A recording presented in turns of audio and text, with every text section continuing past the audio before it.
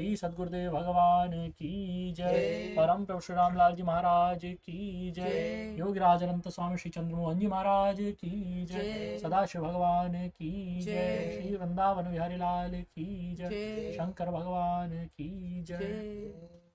श्री सद्गुरुदेव वचनामृत। संकीर्तन मन की एकाग्रता का ठोस साधन। सद्गुरुदेव भगवान बतलाते हैं, ध्वनि भी मन की एकाग्रता का कारण बनती है। नास्ति नाद सदृशो लयः के नियम के अनुसार नाद समाधि का एक ठोस साधन है। अभी संकीर्तन हो रहा था, कुछ बच्चों की आंखें बंद थी और संकीर्तन बोल रहे थे। कुछ बच्चे आंखें खोलकर बैठे हुए थे। मेरा अनुभव है कि यदि ठीक ढंग से ध्वनि उठा करके संकीर्तन किया जाए तो इससे बड़ी जल्दी ही मन को एकाग्रता हो जाती है। जहां जहां ऐसा होता है वहां एकाग्रता लोगों की बनी। जिस समय मैंने पहल सवाई आश्रम में योग प्रचार करना आरंभ किया, उसमें जो व्याख्यान का क्रम था वह तो बहुत बाद में शुरू हुआ, किंतु पहले ध्वन्यात्मक संकीर्तन होता था। मैंने एक दिन देखा, ऐसे संकीर्तन से 40 व्यक्ति समाधिस्थ थे, जिनके मनों के अंदर एकाग्रता थी, जो काफी लंबे समय के बाद ध्यान से उठे। यहाँ तुम देख रहे थे, एक देवी संकीर्तन करते करते गिर पड़ी। पास वालों के उठाने पर भी वह नहीं उठी। जैसा कि मैंने तुम्हें अभी बतलाया कि योग प्रचार के आरंभ के दिनों में व्याख्यान अधिक नहीं दिया करते थे, किंतु साधकों के जीवन को यथार्थ रूप से बनाने की चेष्टा करते थे। जिला करनाल में कुराना गांव में हमने संकीर्तन कराना आरंभ किया। यह गांव मेरी जन्मभूमि अलीपुर के पास ही में है। उस समय के संकीर्तन में भी लोगों के मन में बहुत एकाग्रताएं प्राप्त हुई। कुराना में भी जैसे सवाई गुफा में संकीर्तन में लोग बेहोश होते थे, उसी प्रकार से लोग काफी संख्या में कीर्तन करते करते बेहोश हो जाया करते थे और एकदम ध्यानस्थ हो जाते थे। उनमें कुछ लोग आज भी हैं।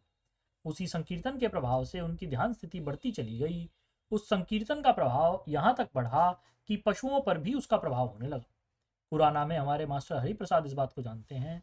कुराना में आश्रम की बाहरी दीवार के साथ ही किसान लोग बैलों से कोल्हू पिराया करते थे और गन्ने का रस निकाल करके गुड़ बनाया करते थे। आज तो इस प्रकार का रिवाज नहीं रहा। वहां एक किसान के कोल्हू पिराने की बारी उस समय आती थी जब हमारा संकीर्तन चलता था। संकीर्तन की ध्वनि के प्रभाव से उसका बैल खड़ा हो जाता था और आंखें ऊपर चढ़ जाती थी और मारने पीटने पर भी वह आगे नहीं बढ़ता था। उस किसान ने मुझसे आकर के कहा कि आप यह नमामि शंभो बंद कर दो। मैंने कहा, क्यों बंद कर दे? वह कहने लगा, हमारा बैल आवाज सुनते सुनते खड़ा हो जाता है और हम अपनी बारी का लाभ नहीं उठा पाते। हमने उससे कहा, भाई तू अपनी बारी दिन में ले ले, हम अपना संकीर्तन तो उसी समय करेंगे जिस समय करते हैं, ये बंद नहीं करेंगे। उस समय आश्रम की दीवार से लगे घरों के मेहतरों के लड़के भी संकीर्तन बोला करते थे और उनके मनों में भी एकाग्रता प्राप्त हुई। एक मेहतर के लड़के को इसी संकीर्तन के प्रभाव से दिव्य अनुभूतियां जारी हुई। उस एकाग्रता में उसने अनुभव किया कि अमुक अशुभ कर्म के कारण मुझे मेहतरों के घर में जन्म लेना पड़ा। उसे यह भी ज्ञान हो गया कि उसका यह शरीर कितने और दिन रहेगा।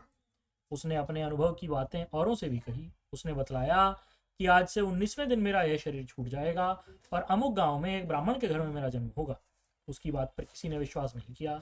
अंत में 19वें दिन उसने कहा, आज मैं अपने शरीर को छोड़ दूंगा। गुरुजी तो शायद हमारे घर में नहीं आएंगे, तुम हमारे मास्टर हरिप्रसाद जी जो हमें पढ़ाया करते थे उन्हें बुला लो। घर वाले मास्टर हरिप्रसाद को घर बुला लाए। उसने मास्टर जी से कहा, अब मैं 2-4 ही घंटे का मेहमान हूँ, उसके बाद मैं अपना शरीर छोड़ दूंगा और अमुक गांव में अमुक ब्राह्मण के घर में मेरा जन्म होगा। पिछले जन्म के क्लिष्ट कर्म के कारण इस घर में आना पड़ा था। निश्चित समय पर उसने शरीर छोड़ दिया और जहां उस लड़के ने बतलाया वहां उस ब्राह्मण के घर 1 वर्ष के बाद उस लड़के ने जन्म लिया। यह सब हमारे उस संकीर्तन का प्रभाव था, जिससे कि उसे अगले पिछले जन्मों के संस्कारों का साक्षात्कार हो गया। अस्तु, मुझे अपने पहले के समय की लाहौर की बातें याद आ रही। मेरी तो बार बार भावना बनी रहती है कि मैं एक बार लाहौर जाकर के अपने पुराने स्थानों को देखूं। लाहौर में हमारा 3 स्थान पर आश्रम रहा। सबसे पहले परी महल में रहा, इसके बाद कृष्णा गली नंबर 2 में रहा और रावी रोड पर मेहता हाफटोन कंपनी वालों ने ज़मीन दे दी थी। कुछ कमरे भी उन्होंने बना कर दिए थे। एक बार अमृतसर में हुकुमचंद ने आकर के कहा, महाराज जी आप लाहौर में आश्रम क्यों नहीं बनाना चाहते? लाहौर तो बड़ी जगह है, वहाँ आश्रम अवश्य बनाना चाहिए। आपको तो अपने जन्म स्थान की ममता है। प्रभु जी ने हुकुमचंद से कहा, हुकुमचंद ये जो तुम्हें रावी रोड पर जमीन मिली है, यह भी एक दिन तुम्हारे पास नहीं रहेगी। वहाँ आश्रम बनाना तो पैसा खराब करना ही है। प्रभु जी ने भारत पाकिस्तान के बंटवारे की बात पहले ही बतला दी थी।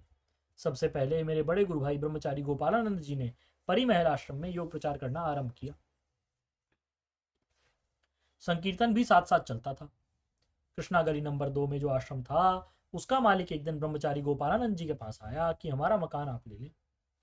हम 2-3 वर्ष तक तो कोई किराया नहीं लेंगे, उसके बाद जो आप दे देंगे हम ले लिया करेंगे। किंतु एक बात है कि यहाँ जो भी रहता है वह मर जाता है। यहाँ भूत प्रेत बसते हैं, इसलिए यहाँ कोई नहीं रहता। ब्रह्मचारी जी ने कहा, ठीक है, हम उस मकान को ले लेंगे। ब्रह्मचारी जी ने उस मकान में एक बड़ा सा हॉल चुना और उसमें 6 महीने का अखंड संकीर्तन रखा। दिन रात भगवत संकीर्तन चलता था। मैंने तुम्हें एक दिन पहले भी बतलाया था कि ब्रह्मचारी गोपालानंद जी के लिए वरदान था कि जहां भी संकीर्तन कराएंगे वहां लोगों के मन में एकाग्रता हो जाएगी। कृष्णा गली नंबर 2 में जब संकीर्तन चलता था, उस समय मैंने एक दिन देखा सैकड़ों व्यक्ति बेहोश पड़े थे।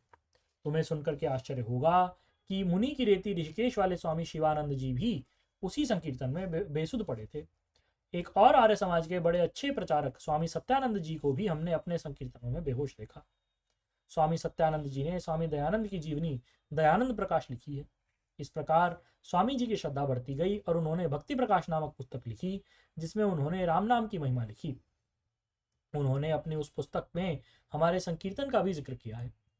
ब्रह्मचारी गोपालानंद जी ने अखंड संकीर्तन करके उस कमरे को सिद्ध कर लिया और यह नियम बनाया कि वहां केवल ध्यानाभ्यासी ही ध्यान में बैठे।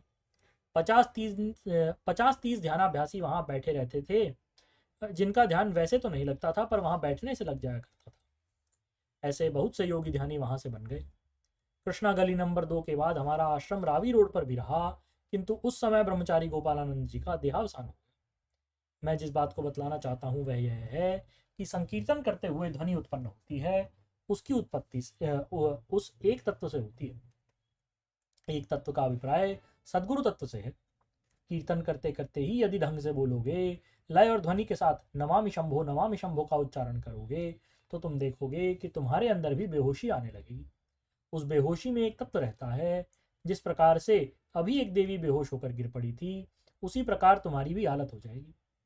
हम अपने योग प्रचार कार्यक्रमों में श्री प्रभु जी के यौगिक चरित्र सुनाया करते हैं तथा संकीर्तन का कार्यक्रम भी चलता है। यह मन की एकाग्रता का एक ठोस साधन बन जाता है। यदि हम अपने मन को एकाग्र करके नाम का उच्चारण करते हैं तो मन अवश्य एकाग्र हो जाता है। हम प्रभु जी के स्वरूप को सामने क्यों रखते हैं? देखो, मद्रास की रानी पद्मावनी ने कामकोटि के शंकराचार्य श्री चंद्रशेखर सरस्वती के पास प्रभु जी का चित्र ले जाकर के उनसे पूछा कि यह चित्र कैसा है। उन्होंने कहा, ये स्वयं नारायण है, नारायण स्वयं।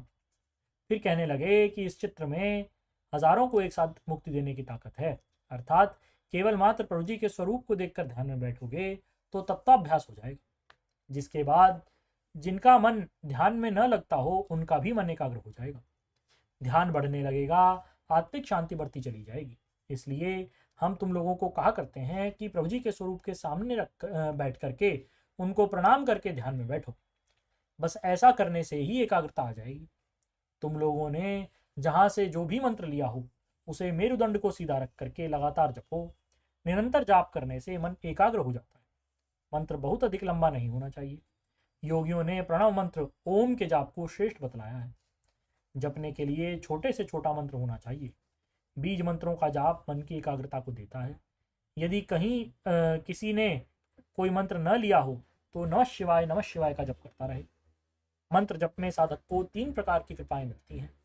एक तो शक्ति मिलती है उस मंत्र के देवता की, इष्ट देव की।